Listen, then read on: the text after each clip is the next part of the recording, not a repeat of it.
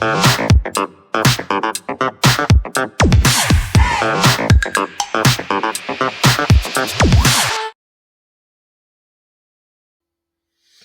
like and subscribe, and it doesn't really cost you anything, and it really actually helps me out. So if you could do that for me, I really appreciate it. Thanks. And hey everyone, it's Jesse, and I needed to make this video to clarify. My last video was talking about how Copart sold me a piece of junk. They just didn't disclose information and things like that. So what I want to do with this video was actually explain what I was getting at. A lot of times I do try to take the moral ground. And I get upset when I see people violating the rules. I don't know if it's because of I was raised a Cub Scout, Boy Scout, and then went into the military, and I have a very rigid sense sometimes of what's morally and ethically correct. But more of the lines that sticking to the laws is important. And what Copart did, and I don't know if they were in league with Liberty Mutual through Safeco, but they opened themselves up for liability by not disclosing information.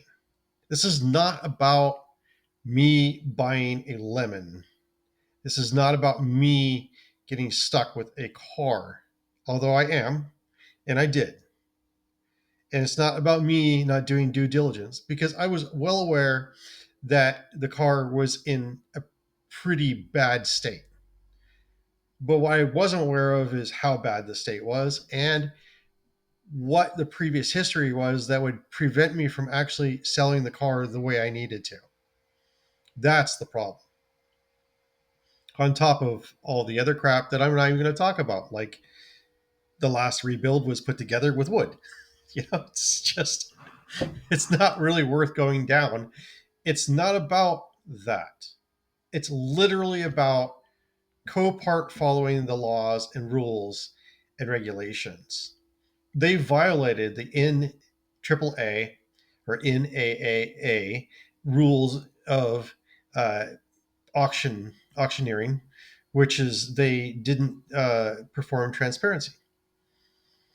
WAC code requires that theft and rebuilt titles are reported when and during auctions, and a bill of sale does not exclude them or excuse them from disclosing those things. As a lot of people said, oh, well, they sold on a bill of sale, so you bought it, it's yours. No. Consumer laws prevent that from actually occurring.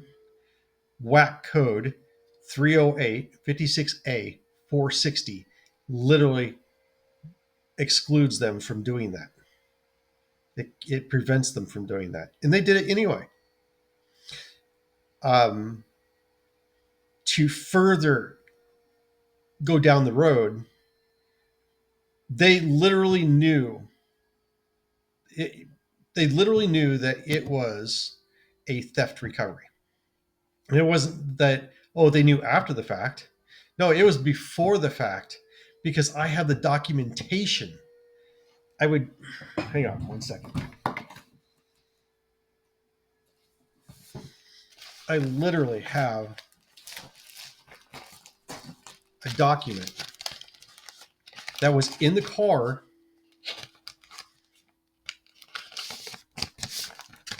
This document. It was in the car when I got the car. It says Copart right here. It says Pasco, Washington. It says the date it was ordered, which is 5/28/2024. And then it says loss type theft right here. That does not say they did not know. They absolutely knew, but they did not post it on the auction. So I went ahead and printed out the auction just in case they want to change it. So this is what it looked like. I had no problem with that. Here's the issue.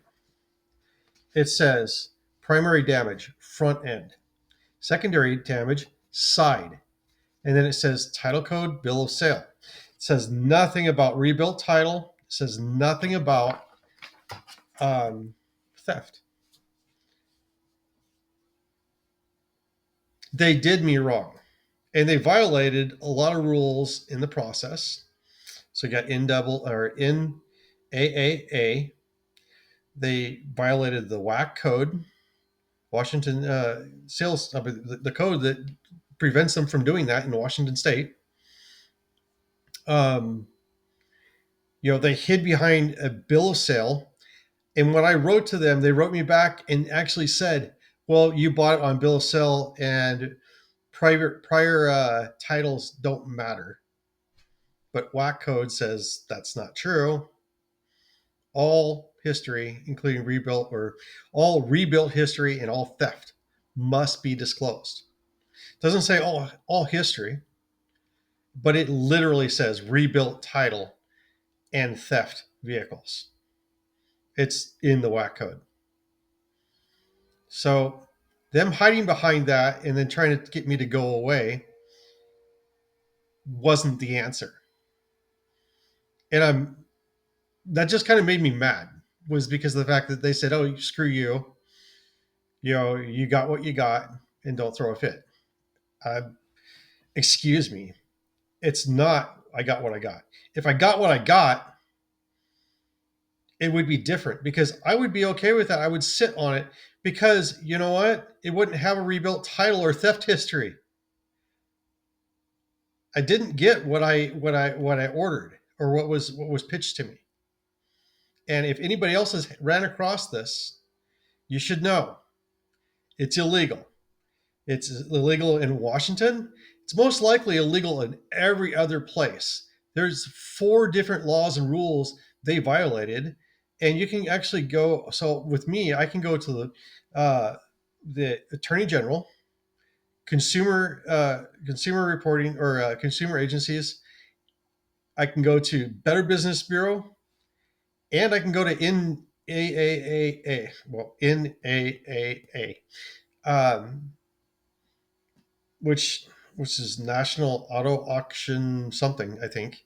Anyway, whatever it is, they kind of set the policies and rules for auctions, and yeah, they can make things happen. Anyway, um, they're just denying it, plain and simple. And this was not this was not about me buying a crap car.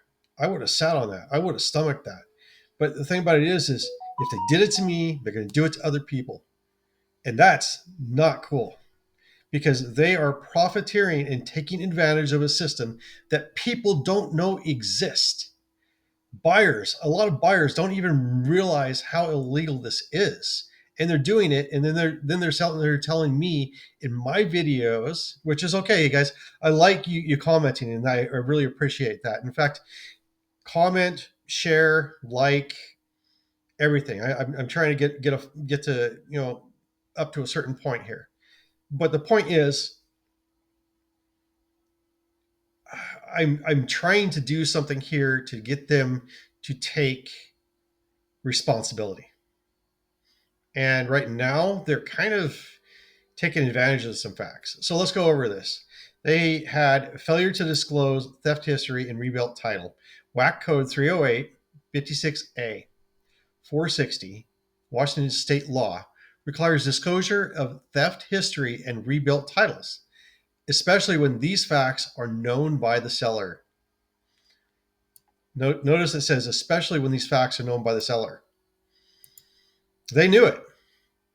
And Liberty Mutual knew it, which makes them just as liable as Copart. Okay.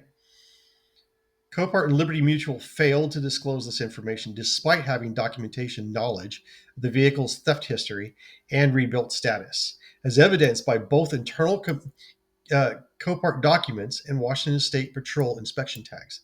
So it had an inspection tag telling me that it had been rebuilt. It was 22. It was resold. I hate to see whoever bought that, because they were driving around in something that was not holding together at all. And then whatever they hit is sliced the bumper in two. It busted up so much stuff on the engine that it's probably not even worth the core. It busted up the transmission mount. I mean, that engine, I'm surprised it's even still there, to be perfectly honest. But the point was, is it had a state inspection sticker. It was put together really, really badly. And this is one of those unfortunate ones where Washington State says, they can't patrol for everything and inspect for everything. This is one of those cases where they worry about actually validating cars like this. And it's unfortunate that someone actually put it together like that. They used wood screws and wood to actually put it back together. It's bad. Okay. So after I wrote to them and told them, the issues, and I said that, hey, this was a theft recovery and you guys didn't disclose that. And they're saying, well, you bought it with a bill of sale. So they're hiding behind a bill of sale. Copart claims the sale is final because the vehicle was sold under a bill of sale. However, this does not absolve them from the legal obligation to disclose material facts. WAC code 308 56A 460. That would affect the buyer's decision. A bill of sale is not a shield to hide behind the clear legal disclosure requirements that are being ignored. Okay. I'm harping on this one because of the fact that they are in Washington. This is Copart in Pasco, Washington. This was the email was from the general manager back to me. Said, too bad, sorry. We sold it on a bill of sale, so a title doesn't matter. Um, yeah, so they are in Washington and they are responsible for following the guidelines of Washington State Code when it comes to selling and purchasing of vehicles. Now, yeah, there is an impact on me. The car is taking up space that I really don't have. I have a truck that's sitting like 8 inches from the side of this car. And the truck either needs to be sold or it needs to be parted out. It was another vehicle I bought from them. And you know what? The oil pump went out when I went and had it inspected. I literally had it inspected. Driving home, the oil pump went out. Okay. Can I fix it? Yeah, absolutely. I don't have time to fix it. I don't have the desire to fix it. I just want it gone. And it's going to go one of two ways. It's going to get parted out or it's just going to get sold as a whole. And I'm going to take a loss on it. And yeah, I got sold a lemon. I bought a lemon. And you know what? I'm sitting on that one and I'm okay with that. That's my fault, my bad. It was the roll of dice. That's what you get. Okay. It is what it is. So for those people saying, "Oh, you're just whining," and you're just trying to get more money or whatever you're saying here, you know what? It is whining. I'll give you that. But the reality is, I'm whining for a purpose, and I do actually champion these kinds of things. Okay. If no one speaks out against bad practice, illegal practice, who's going to change it? This is the reason why I made that video. It didn't have anything to do with about buying lemons. Because you know what? We all buy lemons. This is about them doing bad business practices and using them. It's just illegal, bottom line. And it's taking advantage of everybody. They have enough money that they can do it, and they don't care. That is the part that really bugged me. They didn't care. Okay? I hope you understand this. They didn't care. And you know what? I like doing Copart auctions. I like the buy. And you know what? It's gambling. It's literally gambling. You don't know what you're going to get unless you walk around and you go out there and buy 4 or 5 cars because it's really not worth going out there just to look for one car buy. unless you can turn large profits. For the average person that has no car or no dealer's license and does 4 of these a year, this is a big deal. You know? So if you're a dealership and you're doing this is stuff you still need to know. You should know, and you should hold them responsible because you know what? They're messing with your business. And if you don't have a dealership, they're messing with your gambling and slanting the odds in their favor. It's messed up. Either way, they're wrong in all fashions. I don't know if I look a little uh, animated or not, and I'm not typically like this, but this is something I'm pretty passionate about: is people following laws and rules and not taking advantage of other people. I mean, this is kind of the reason why I was in the military, was to follow the rules and do things right and do things for our country. It wasn't about me just being in the service and collecting a paycheck. There was plenty of people in the military that did that. I enjoyed my job. I loved what I did. And I loved why I was there. Okay. And you know what? When people break the rules and the laws and tell lies and hide behind shields that aren't true and then tell you to go away, yeah, I get a little heated. Impact on me personally. The car is taking up valuable space in my driveway. I have maybe 3 spots in my driveway, technically 2. And then I've got gravel where my front yard should be, where I park a 4th. Guess what? I've got 5 cars in my driveway. I don't have room for a parts car to sell it off. And you know what? Regardless, if it had not been a theft recovery, I would have put it back together. I already had a price workup on it and what to fix and how to fix it. And yeah, you know what? I was going to break even because that engine's trash. I was literally going to break even if I sold it for $5,000 or $8,000. That's how bad this is. But I was going to do it because I had to get my $8,000 back. You know, that's fine. But when I found out that they lied about it, and they lied about it because of the state that the car was in, no one wanted that car. And I certainly would not have bought it had I known that it had been rebuilt, because I don't want to buy someone else's rebuilt junk. Bottom line, I buy everything and replace everything brand new. It's like I get all the brand new parts from the dealerships and everything like that. Like a frame rail, I'm going to replace the damn frame rail. Bottom line, yeah, I don't want to. That's a pain in the butt. But you know what? I'm going to do it right. I'm going to replace the entire radiator support. I'm going to cut it out. I'm going to weld a new one back in, and I'm going to put new stuff back in. And sometimes I've never even seen how it goes back together, but I will look at documents from the original car company. Anyway, I'm getting off track here. I'm digressing.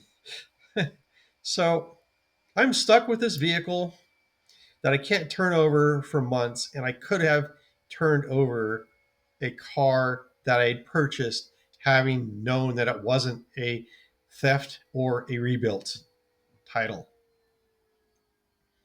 My cousin, or not my cousin, but my nephew, already learned this lesson the hard way. He's having to deal with crap that somebody else rebuilt, and he's in a horrible mess. Which comes down to the point that I can't resell this car, and I'm stuck in it with the money and blah blah blah, and selling it for parts. Again, that car's going to sit there for a while unless I strip it completely and find some place to put the parts and then put them up for sale, and then try to get rid of the car. Which I don't have space in my car, in my garage because you know what? That space is taken up by all the stuff I have to work on my house and all my tools and all the parts from other cars and everything like that. I do not have space. They've turned their problem into my problem. So I need to hold them accountable. If no one calls out the company like Copart and Liberty Mutual, they will continue to bypass consumer protection laws by hiding behind vague legal language like a bill of sale. That's what they did. They hid behind a bill of sale, hoping that that would absolve them and get people to go away because they bought it as a bill of sale. And there is no, and it's as is what they said. They said as is, and I accept the result of rolling the dice and taking a risk because that's what you do at Copart. You take a risk, but when the house stacks it against you, it's no longer a risk, and that's actually thievery. So that's exactly what they're doing. So I'm doing this to prevent future victims. My intent is to be the sacrificial lamb. I'm no way a hero in this aspect. Okay. And you want to call it whining? Great. Sometimes whining gets things done, but I'm trying to get things done the way that they need to be done. We must confront these practices, no matter how it might come across, to improve transparency and accountability with the auction industry. I'm sure that this is not just specific to Pasco and people that have bought cars. You need to be aware.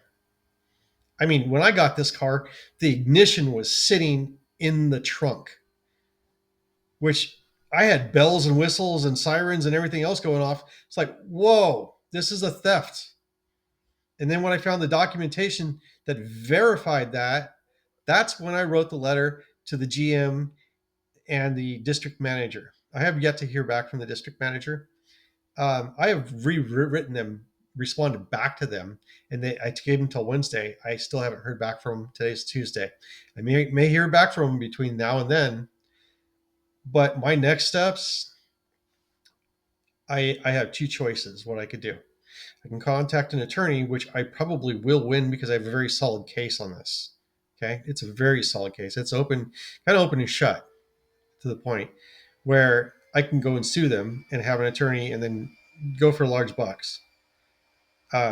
Stupid money because of the fact that, you know, all the extra money that they're costing me, I'm actually working towards getting my dealer's license, and the time and effort that this causes because I lose a space, I lose a sale, I lose, you know, all these different things because of this one foul trade. I mean, it this has a lot of repercussions, and I have them itemized out. It's not just like I'm making stuff up and saying, hey, you know, I lost $1,100. No, there's more impact than that. Okay. i'm I lost the space. I can't work on another car. I can't turn this car. I can't put that money from the turn of that car into multiple cars. I'm working on trying to get this thing up and running, and I keep running into this. Okay. I need to point out the policy laws violated. So we've got WAC code 308 56A 460. Requires the disclosure of theft history and rebuilt titles in Washington State. That's Pasco. There's like 5, I think, in Washington, if not 4. Spokane, Pasco, Seattle, Bellingham, and one other one. So there's 5. Copart buyers, and then the Copart buyer protection pledge. The pledge promises that all relevant information will be disclosed. By withholding theft and rebuilt title information, they violated their own stated policy. And rebuilt title and theft recovery is literally in the buyer's protection pledge. They left it and then they hid behind a bill of sale, even knowing that they violated their own protection pledge. It's like, wow, really? It's literally in the bill of sale or the Copart's guidance by saying transparency. And because they knew about it, they were not transparent about it at all. I mean, come on now, guys. Get better. Then they violated consumer protection laws. Under general consumer protection laws, buyers have the right to full disclosure of material facts that could affect the value and safety of the purchase. These were ignored both by Copart and Liberty Mutual. No, so Liberty Mutual, and this is the kicker. Liberty Mutual is liable because Copart sold it on part of them, which is Safeco Insurance, which is where that request for enhancement came from. So it was an enhanced vehicle. It's like, why would you enhance a vehicle that's so completely trashed?